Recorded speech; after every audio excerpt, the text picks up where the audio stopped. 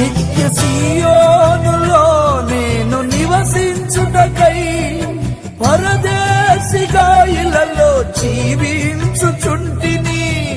నా ఎదుట ద్వారములు తెరచితివి, నా ఎదుట ద్వారములు తెరచితివి. గొర్రెపిల్ల సముఖములో నేనుండుటకై, గొర్రెపిల్ల సముఖములో నేనుండుటకై. నా మంచి శిల్పకారుడా, నన్ను నీ రూపులో చెక్కితివి.